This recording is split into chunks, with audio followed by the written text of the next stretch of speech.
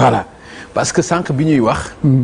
vraiment nga dikk ak man ci France Foot yàgg nga ko suivre. jox ma ci benn anecdote. Pelé. ak tout ma xam ni grand bi vraiment au-delà de journaliste la. bindkat la. macha allah mais sportif la aussi yàgg nga ko suivre. défaite bi nga xam ni jël nañ ko aux États-Unis ci 16e de finale yi. ñu bëri am na nuñ ko commenté. yow nan nga ko gisee.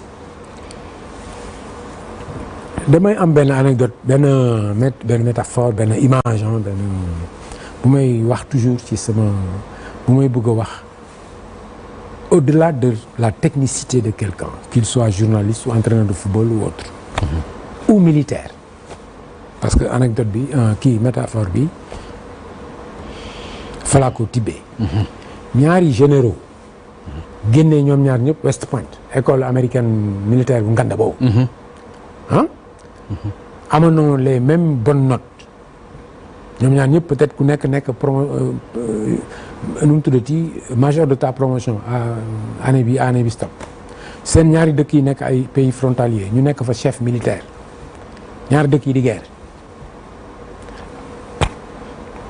kii lire ay livres kii cultiver ki jàng ay ñoom Mallarmé ñoom Baudelaire ñoom Kocc Barma ñoom Amadou Hampâté Bâ ñoom Amadou Elimane Kane ñoom nu mu tuddati l'aventure ambiguë ki lire ay Diderot ki kooku mooy gagné guerre bi. ku cultiver ki. Pape Thiaw man dama am cofeel si moom. d'abord parce que dafay niroog benn grand frère de cœur bu tudd Bikes Diop. ñu ngi France di jàngale musique foofu. këram su ma nekkaan Thiès fa la dëkk. suñu famille ak moom presque benn lañ. ma am ci cofeel boobu ci moom ba pare am lu bëri yoo xam ne am na ay nit yoo xam sax demoon nañ bëgg koy reprocher mooy final bi kii moi je me suis retrouvé là-dedans. noonu mu def noonu la woon moog Sadio Mané ñoom ñaar. seen action combinée yooyu moo yóbbu Sénégal fa mu àgg. donc fulla yenn saa yi du sax presque looy tey day nekk ci yow rek.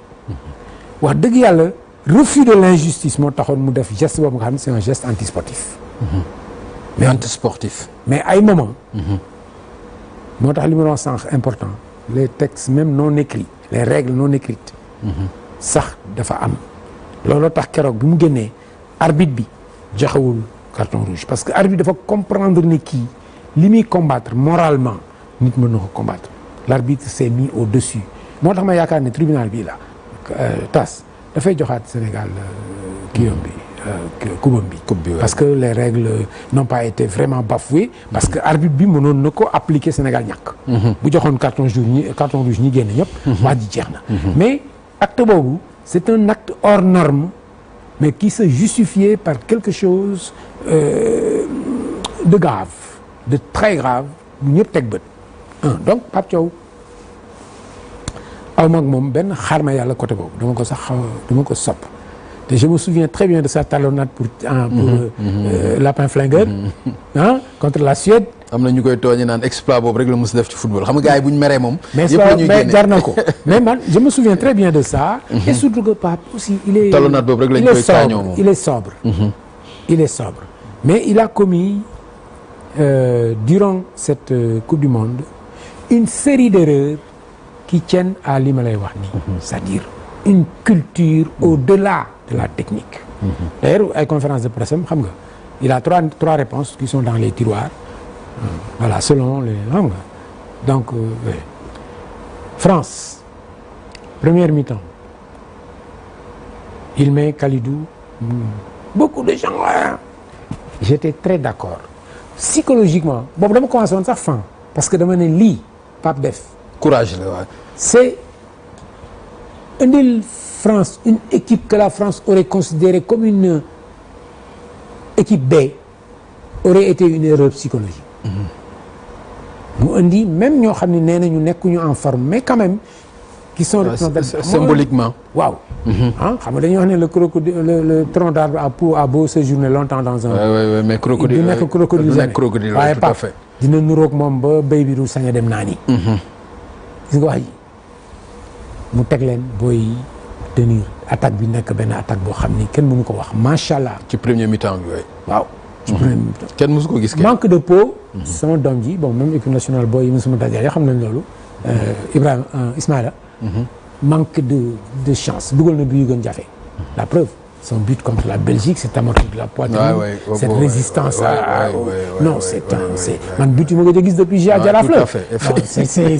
c'est des non franchement alors. Pour en venir au cœur de ta question, tu mènes par 2-0 devant une équipe de la Belgique qui n'est plus ce qu'elle était. Il y a beaucoup de choses dont les gens ont parlé du ma si ñëw maintenant souligner benn erreur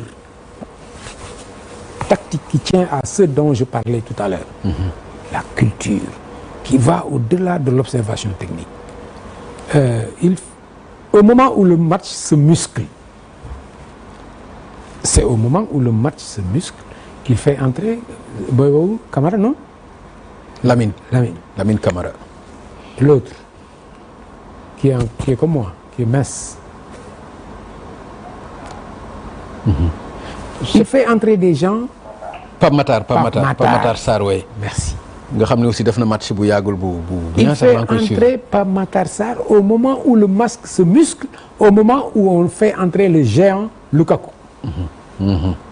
Au moment où on fait entrer la fusée sur l'aile gauche de la Belgique, j'oublie son nom, je suis un peu fatigué mais je le connais très bien, l'ailier gauche. À ce moment-là il fait entrer loolu rek waxuma yeneen erreur yi. c'est-à-dire faut Ablaye Seck loo doon dugal quelqu'un de costaud wala lan nga xalaat. mais tu ne peux pas mettre au moment où le match se muscle. des gens fluets.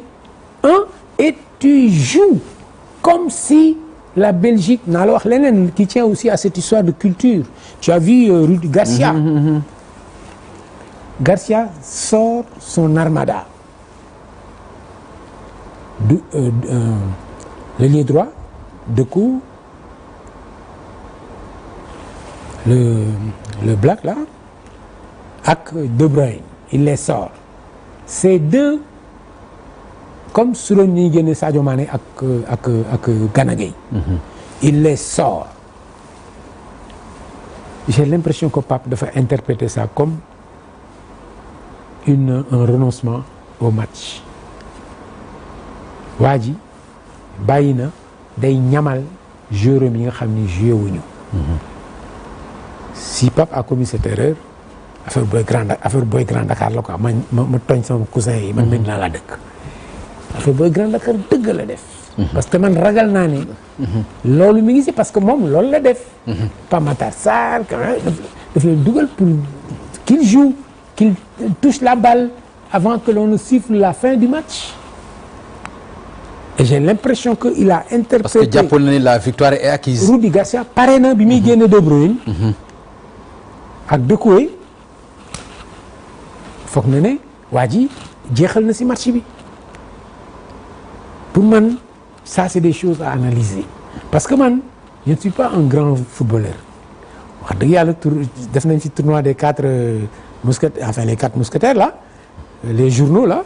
Témoin Sud Cafard Libère ñun ñoo gagné woon tournoi bi et j'étais latéral droit et j'ai gagné le nom de Ardiles le surnom xam nga Ardiles. C'est le latéral droit de l'Argentine 1978 Coupe du monde chez eux. bi ñu gagné coupe bi. Donc mais je ne suis pas su ma waa maintenant déggee dañoo reetaan parce que je suis pas vraiment un très grand footballeur j'étais un basketteur. De mini basket à senior j'ai joué au basket. Mais football nag dama amoon un copain il est en Arabie Saoudite maintenant je suis sûr que dina déglu sa émission bi. moo taxoon football. pourtant ak sa taille moom basket yi. ma ni ak taille bi est-ce que nekkuloon problème ci basket bi quand même ak sa taille yow. j'étais un meneur. Ah d'accord ok en arrière quoi. meneur de jeu de dribbler et puis à droite ku ñuy wax naaru basketteur yu mag yi xam nañ ko xam na laay jot na ko war a xam sax même bu dul kii ak ñeneen grand naaru moo ci ñu gënoon à droite fii ñoo mag ñoom Pierre Sagna affaire yooyu moom moo ma doon jàngal basket. non chute à distance.